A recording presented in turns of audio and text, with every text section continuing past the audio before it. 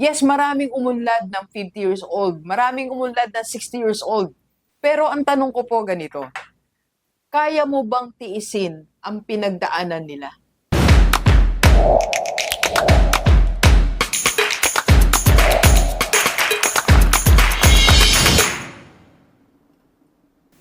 Okay, Gilibers, ito first time ko lang mag-vlog na wala talaga akong script. Okay? At kung sasabihin ko po sa inyo ay mula talaga sa four chambers of my heart, sabi nga nila, sa puso ni Rockstar. Sa lahat ng mga 50 years old, don't take risk. Yes, maring kaiba to sa mga nauna kong nabanggit 9 years ago nung nagvo-vlog ako or iba sa mga naririnig nyo sa Facebook, sa TikTok, sa YouTube. Lagi nilang sinasabi, dapat mag-take tayo ng risk. Pero ako, ang payo ko, pag 50 ka na, do not take risk. Yes, don't take risk sa pera mo pag ikaw ay 50 years old. So, maybe ang tanong mo is, Doc, bakit mo nasabi yan? Unang-una po, pag 50 years old tayo, nakapundar na tayo eh. Tama ba? Taas pong kamay ng mga 50 years old. Kahit nasa abroad tayo, empleyado ka man o meron kang maliit na negosyo, may napundar na tayo eh. Unang-una, nakapundar ka na, siguro may property ka na. Tama? At syempre may cash na tayong ipon. And meron na tayong investment. Maybe may sasakyan ka, meron ka may asset ka, baka may apartment ka na, o may dalawa kang bahay. So meron ka ng property, may asset ka na, meron ka ng masasabi mo na naipon ko na to, akin na to, or maybe meron ka ng insurance na o hinuhulugan na natapos na siya, o yung investment mo nag-mature na, maraming ganon sa atin at 50 years old. So lahat ng yan, lahat ng mga naipon mo, napundar mo, do not use them to start something new. Okay? Ganito kasi ginagawa natin pag 50 tayo. Ibebenta ko ang lupa ko kasi magninegosyo ako. Tama? Ibebenta ko tong apartment ko kasi mag-a-abroad ako. I-withdraw ko yung 100,000 ko o 200,000 ko kasi meron akong gustong simulan. Yun ang nangyayari sa atin. Tama? We are taking risks. At ang ginagamit natin, yung pinagpaguran natin, pinag-ipunan natin ng 10 taon, 20 taon. So yung punto ko po, ganito. Ang pinaghirapan, pinag-ipunan mo ng mahabang panahon. Tapos, ibebenta mo yan lahat para lang ilagay sa isang bagay na hindi tayo sigurado. Dok, napaka-negative mo. Sige na, sabihan nyo ng negative ako. Pero ang sinasabi po ni Rockstar, huwag mo nang i-risk kung ano meron ka. Yes, maraming umunlad ng 50 years old. Maraming umunlad ng 60 years old. Pero ang tanong ko po ganito, kaya mo bang tiisin ang pinagdaanan nila? Naalala ko si Elon Musk, meron siya nag-fail na venture. He was crying.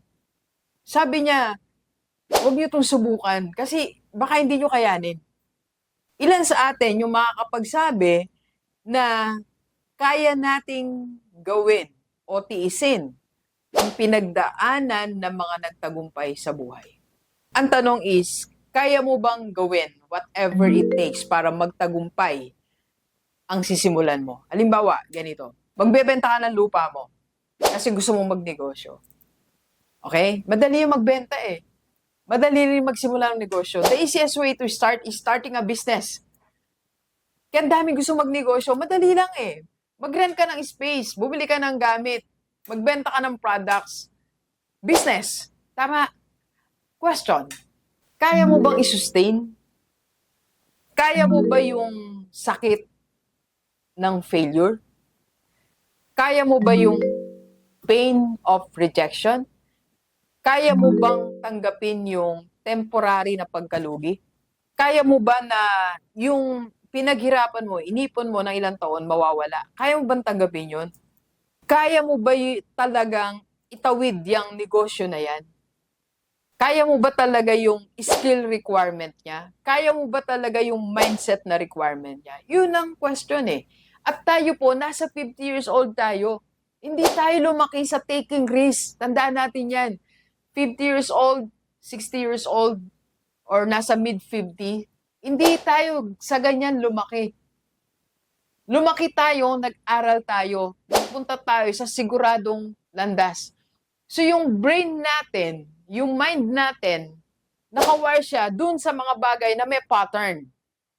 That is, naging empleyado tayo o meron tayong maliit na negosyo.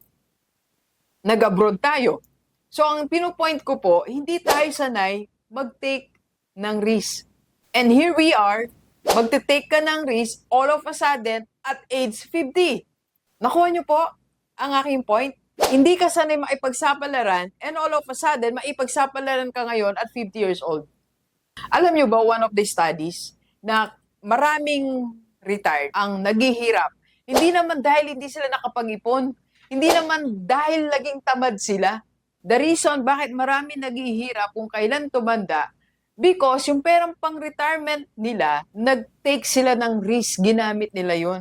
They did not make it, kaya naghirap ng retirement.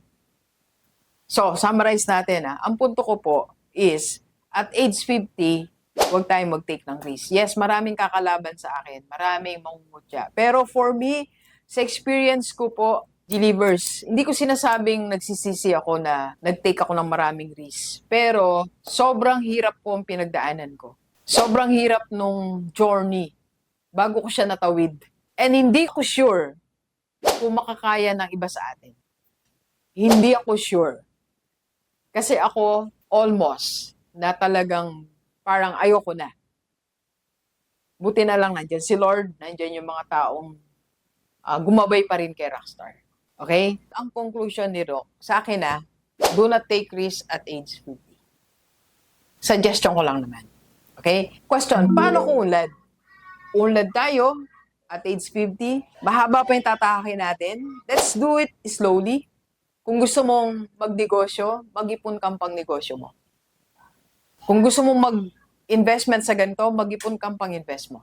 Pero yung mga naipundar mo na, naipon mo na, huwag mo nang galawin. Alright? So, yan ang payo ni Rockstar. Para sa atin lahat, 50 years old. Let's go, let's go. Kape po tayo.